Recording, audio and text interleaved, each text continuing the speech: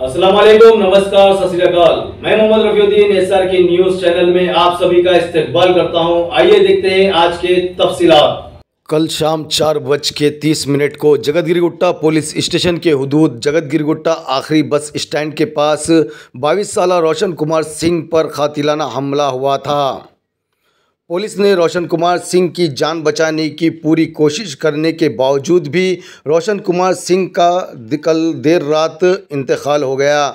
लेकिन कुछ घंटों में बालानगर एसओटी यानी स्पेशल ऑपरेशन टीम के डीसीपी पी शोभन कुमार और एडिशनल डीसीपी ए विश्वा प्रसाद और इंस्पेक्टर शिवा कुमार के अलावा एसओटी पुलिस टीम और law and order Balanagar zone ACP P Naresh Reddy, Jagadgirigutta circle inspector B Venkatesham, इनके स्टाफ ने मिलकर कत्ल करने वाले टी बालेश्वर रेड्डी और कत्ल में साथ देने वाले सैयद महमूद और रियू आदित्य उर्फ आदिल, इन तीनों मुलजिमों को गिरफ्तार करते हुए आज Cyberabad Balanagar zone DCP office में एक प्रेस कॉन्फ्रेंस रखते हुए डीसीपी एन कोटी रेड्डी ने कत्ल की तफसीलात मीडिया के नुमाइंदों को बताया है।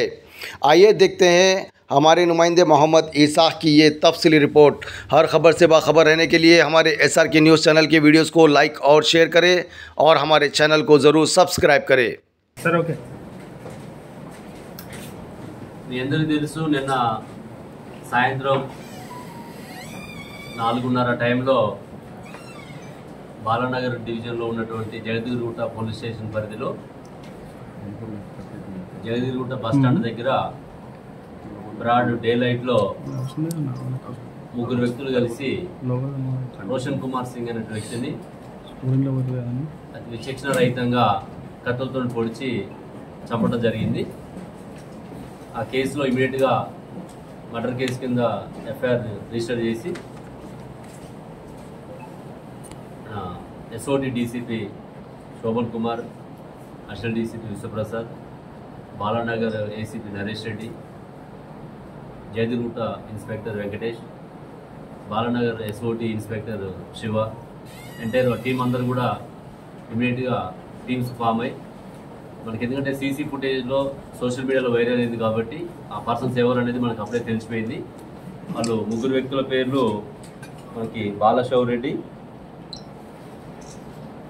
ఇతను జగతగిరిగుట్టలో ఉంటారు, ఇతన్ని బాద్షా అని కూడా పిలుస్తారు. రెండో వ్యక్తి సయ్యద్ మొహమ్మద్, జగతగిరిగుట్ట. మూడో వ్యక్తి రేవా ఆదిత్య అలియాస్ ఆదిల్, ఇతను కూడా జగతగిరిగుట్ట. ఈ ముగ్గురు కలిసి వీళ్ళకు ప్రీవియస్ ఎనిమిటీ ఉంది. చనిపోయినటువంటి రోషన్ కుమార్ సింగ్ కూడా ఇక్కడ రౌడీ షీటరు, ఇందులో ఉన్నట్టు ప్రధాన ముద్దాయి బాలశౌర్ రెడ్డి కూడా రౌడీ షీటరు. వీళ్ళ మధ్య చిన్న చిన్న ఇష్యూస్ తోటి మన ఇల్లీగల్ అఫైర్స్ కావచ్చు, ఫైనాన్షియల్ డిస్ప్యూట్స్ కావచ్చు, ఫేక్ ఇన్ఫర్మేషన్స్ ఇస్తున్న దాని మీద కావచ్చు, దీని మీద వీళ్ళు ఒకరికొకరు గ్రెడ్జెస్ పెంచుకొని ఒకరికొకరు వార్నింగ్ ఇచ్చుకుంటూ ముందస్తుగా ప్లాన్ చేసుకొని బాలశౌర్ రెడ్డి ఇన్స్టాగ్రామ్ ద్వారా డిసీజ్డ్ రోషన్ని రమ్మని చెప్పి పిలవడం జరుగుతుంది. అక్కడ ఆటోలో వచ్చి వాళ్ళిద్దరు రోషన్ కుమార్ సింగ్ వాళ్ళ ఫ్రెండ్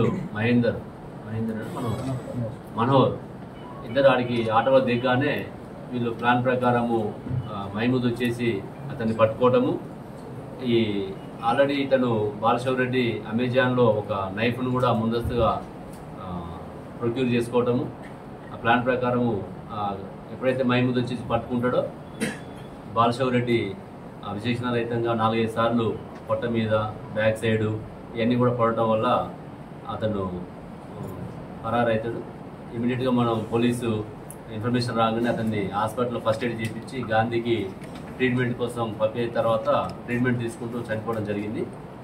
ఇమీడియట్గా ఈ టీమ్స్ అన్నీ కూడా ఏదైతే నేను చెప్పిన ఆఫీసర్స్ ఉన్నారో వీళ్ళందరూ కూడా ఆ సీసీ కెమెరాలు, వాళ్ళ ఎన్ రూటు, టెక్నికల్ ఎవిడెన్స్ తోటి వాళ్ళని నైట్లో పట్టుకోవడం జరిగింది. పట్టుకున్న తర్వాత వాళ్ళ దగ్గర నుంచి ఆ నైఫ్, ఆ బ్లడ్ స్టెయిన్ క్లాత్స్, వాళ్ళ మొబైల్ ఫోన్స్, ఒక బుల్లెట్ బండి, ముగ్గురు కూడా బుల్లెట్ బండి మీద పరారు కావడం జరిగింది. ఆ బుల్లెట్ బైకు అవన్నీ సీజ్ చేయడం జరుగుతుంది. అదేవిధంగా వీళ్ళ ముగ్గురితో పాటు వీళ్ళకి ఎవరైతే సహకరించారో అఫెన్స్ ముందు కానీ అఫెన్స్ తర్వాత కానీ సహకరించినటువంటి వాళ్ళని కూడా ఈ కేసులో నేరస్తులుగా రికార్డు మీద తీసుకొచ్చి వాళ్ళ మీద కూడా చర్య తీసుకుంటూ మరి ఇట్లాంటి సందర్భంలో చాలామంది అక్కడ డే లైట్లో జరుగుతున్నప్పుడు అందరూ ఫోన్లలో రికార్డ్ చేసే తప్ప ఎవరు కూడా క్రైమ్ని ఆపడానికి కానీ పోలీస్కి ఇన్ఫర్మేషన్ ఇవ్వడం కానీ చేయలేదు. అది కరెక్ట్ కాదు. మీడియా ద్వారా ఏం అప్పీల్ చేస్తున్నాం అంటే ఇట్లాంటి క్రైమ్ జరుగుతున్నప్పుడు ఇమీడియట్గా మీరు డయల్ 100 కానీ నియరెస్ట్ పోలీస్ స్టేషన్ కానీ ఫోన్ చేసినట్లయితే ఆ క్రైమ్ని ఆపడానికి అక్కడ ఉన్నటువంటి 4-5 పోయి ఆపినా కూడా ఆ ప్రాణాలని మనం కాపాడే వాళ్ళం. కాబట్టి ఇట్లాంటి సందర్భాల్లో మనం సిచ్యువేషన్ని అర్థం చేసుకోవాలని చెప్పి కోరుతూ ఎవరైతే ఇట్లాంటి రౌడీ షీట్స్ లంపింగ్ గ్యాంగ్స్ ఉన్నాయో వాళ్ళందరి మీద కూడా పోలీస్ ఇంకా కూడా వాళ్ళ మీద గట్టి ఈ టీమ్స్లో ఎవరైతే ఉన్నారో వీళ్ళందరూ కూడా బౌండ్ ఓవర్ చేయడము వీళ్ళకి శిక్షలు పడే విధంగా చూస్తామని చెప్పేసి తెలియజేస్తుంది. లావాదేవీలు అంటే పెద్ద పెద్ద లావాదేవీలు కాదు. వీళ్ళంతా ఆల్మోస్ట్ 21, 22, 23 ఇయర్స్ ఉన్నటువంటి వాళ్ళే.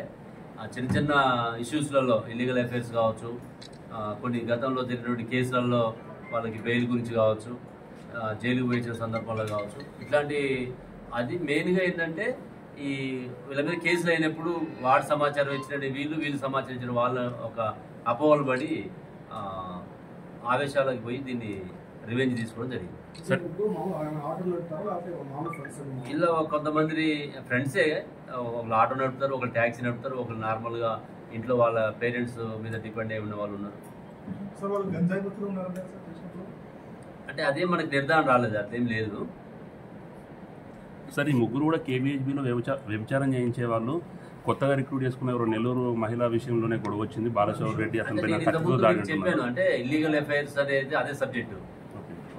ఒక లేడీతోటి వీళ్ళకి పరిచయం ఉన్నప్పుడు వాళ్ళు అవతల వాళ్ళు కామెంట్ చేయడం, అవతల వాళ్ళు ఇంకో లేడీతో వీళ్ళు కామెంట్ చేసుకోవడం, ఇట్లాంటివి కూడా గతంలో ఘర్షణలు జరిగింది.